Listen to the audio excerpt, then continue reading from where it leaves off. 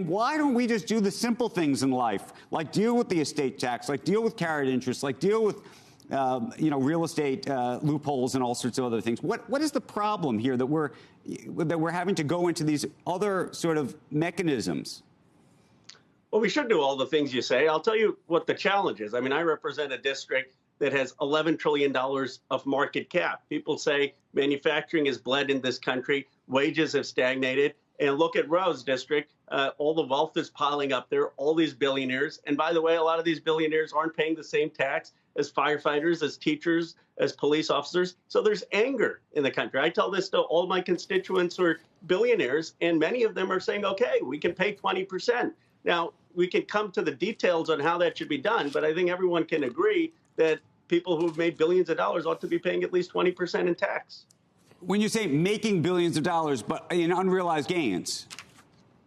Well, first of all, a lot of these folks have realized gains or have sold their stock. It's not like many of them all have unrealized gains. And I understand, look, I understand the problem of unrealized gains if you're giving stock options to a software engineer who's worth $150,000. We're talking about people who are worth over $100 million here. I mean, this is not going to be a hardship for many of them. I have a lot of respect for Anthony, by the way. I mean, he's very, very thoughtful. And I understand the point of the precedent on unrealized gains for people who may be ordinary making at a company or stock options. Here, I think you're talking about some of the richest people in the nation and the world.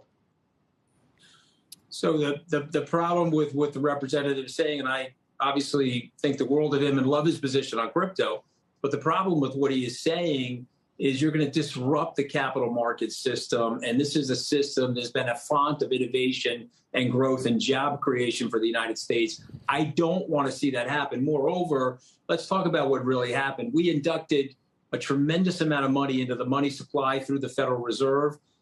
That got exacerbated in the stock market in terms of the wealth disparities. And so now, rather than just fixing that and applying more fiscal discipline, both to the monetary policy and having a better budget discipline, like a pay-as-you-go strategy that Roe's familiar with that we used to have in the 90s, we're counteracting this with something that I think will be disastrous for capital markets formation. Moreover, the rich are always going to be among us. The Bible says that. It's okay to be rich, and we like people in this country being rich. What we don't want them to do is move the capital outside of the United States or move themselves outside of the United States due to taxes and the burden of taxation. So I get the point that they're rich and so they can afford to pay it, but you're going to set this thing up in a way where their long-term planning is going to be altered, and I don't want that to happen to the country.